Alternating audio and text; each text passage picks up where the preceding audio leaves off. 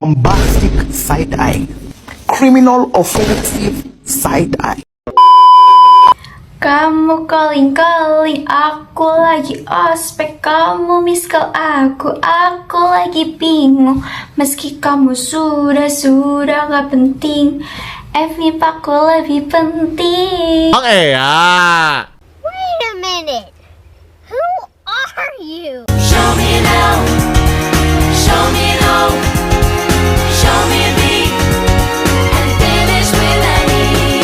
L-O-V-E. I love you and you love me. Jadi, karena ada tugas video untuk mereview sebuah buku, aku sampai minjem buku ini di Perpustakaan Provinsi Jawa Tengah. Panas-panas naik BRT menuju ke bawah, Semarang bawah, hanya demi tugas ini. Effort sekali, bukan? Buku ini berjudul Petani, Priayi, dan Mitos Politik yang ditulis oleh Dr. Kunto Wijaya.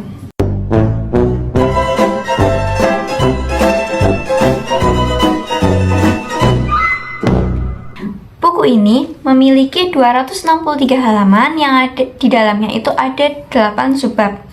Nah, dari 263 halaman ini tidak sepenuhnya berisi tentang deskripsi atau rincian penjelas mengenai bacaan di buku ini, namun banyak juga ditemukan data-data dan juga catatan yang ditulis oleh penulis untuk menguatkan fakta yang ada di dalam buku ini. Nah, buku ini tuh menceritakan tentang radikalisasi yang dialami oleh petani di tahun 1950 sampai 1960-an, di mana saat itu sedang marak terjadinya kerusuhan diplomasi dan juga sedang gencar-gencarnya adanya keributan partai politik ataupun pemerintahannya tuh masih belum stabil karena saat itu Indonesia memang masih belum lama merdeka.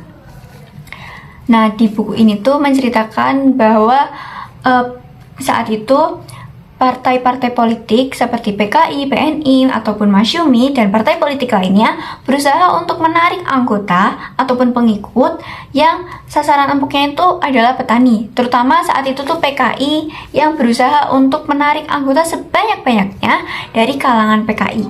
Karena saat itu PKI menganggap bahwa petani merupakan orang yang mungkin kurang dalam ilmu pengetahuan dan mudah untuk didoktrin, sehingga saat itu petani menjadi sasaran dari PKI.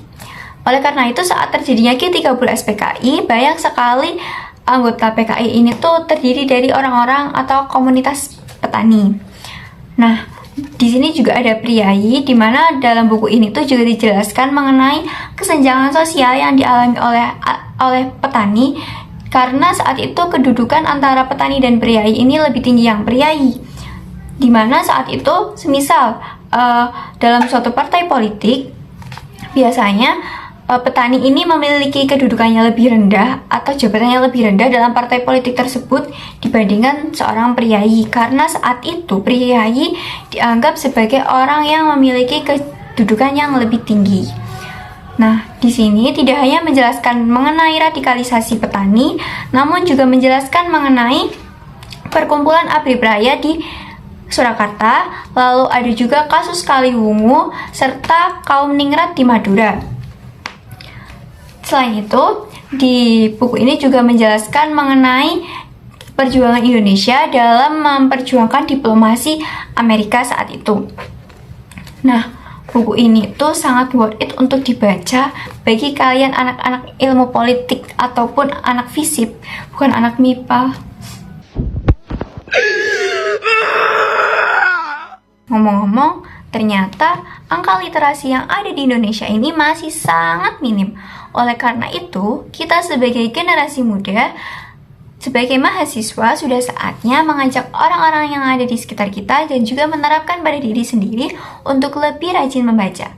Nah, membaca ini nggak harus lewat buku, tapi bisa juga melalui media elektronik seperti membaca artikel lewat HP, membaca berita melalui sosial media, maupun membaca e-book. Nah, sebagai generasi muda ini, kita pastinya tahu dong kalau buku itu atau bacaan itu merupakan jendela ilmu. Semakin banyak membaca, kita bakal semakin banyak ilmu pengetahuan dan kita juga semakin pintar. Aku tidur dulu ya. Nanti kalau aku nggak bangun, aku capek banget. Dicueki.